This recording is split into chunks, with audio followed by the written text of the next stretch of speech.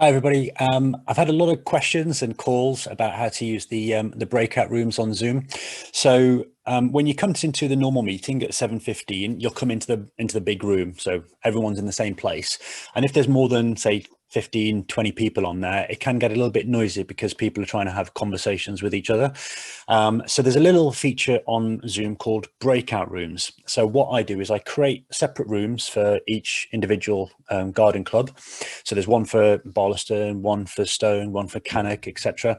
So when you come into the meeting at 7:15, I will open up those rooms, and then you can then select which room you want to go into. And it's really, really easy to do.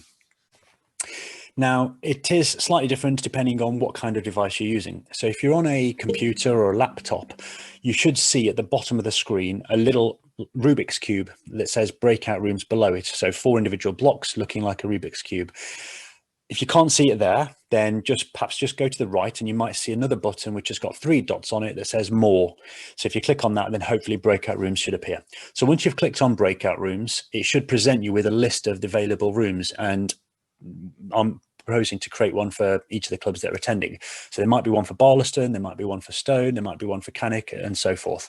You can then just click on that room and it moves you into that room. So you just talk with a handful of people that are in your room. You can move between rooms as well if you want to, or if you don't like the people that are in there that you're talking to, you can come back into the main room as well.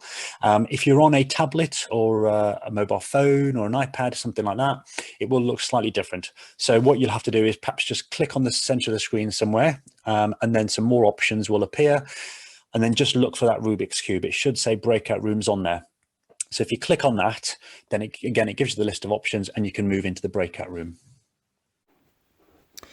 So in order to use the breakout rooms, you need to make sure you've got the latest version of the app. So if you click on the cogs button there, you'll see what version you're on, and you need to have at least version 5.3 on nearly all devices to be able to use it. But just generally, it's always a good idea to make sure it's up to date and you've got the latest version. So if I click on that, it says I'm up to date, which is great. But whatever device you're on, just make sure you update your apps first. If you're using the app and you've already signed up and created an account, your start screen might look a little bit different. So it might look like this, in which case, again, click on the cog and then click on the About button, and you can see what version you're on. And again, if you click on it, it'll tell you whether it's up to date or not.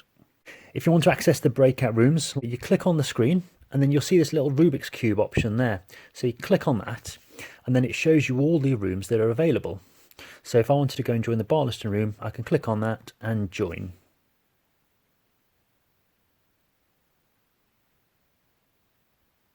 So that takes you to the private room for the Barlaston members.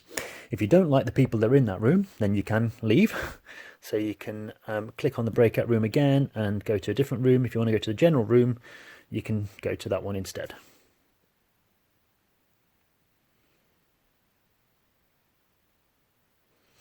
And then when you're finished, if you want to leave, again, just click on the screen, the options will appear, click on leave, and then it gives you an option to either leave the meeting or leave the breakout room. We just want to leave the breakout room now. And then that takes you back to the main session. There we go. If you're on a computer, a laptop, or something like that, and you want to use the breakout rooms, again, you need to make sure you're on the latest version. So at the top of your screen, you'll see this just above the cog button, this little button on there. If you click on that, then you'll get these options appear. So if you click on check for updates, it'll check if you're on the latest version, and you need to be on at least version 5.3. So you can see I'm up to date, that's okay. If you're on a laptop or computer and you have not created an account, then the start screen might look a little bit different. So that's probably what you'll see. But again, at the bottom of it, you'll be able to see what version you're on. And if that is anything lower than 5.3, then you'll have to manually go to the Zoom website and download the latest version of the app in order to use the breakout rooms. So on a laptop or a computer, once the breakout rooms are open, you'll then see this option appear at the bottom saying breakout rooms that looks like a Rubik's Cube.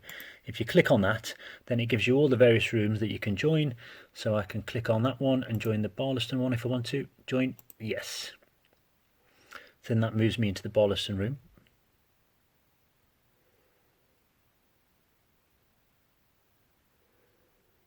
Okay, so once I'm in there, I can talk to the people that are in there. If I don't like the people that are in there, I can choose a different room. So then I might just go to the general room. Join general, yes.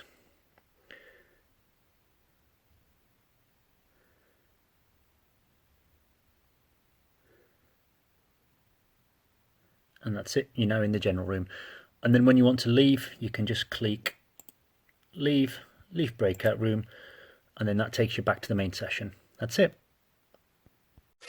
So what will happen is you can stay in those rooms as long as you want to. You can, like I say, move between them. But what will happen is at 7:30, I will close those rooms, and then you'll automatically move back into the main room, ready for when the talk begins.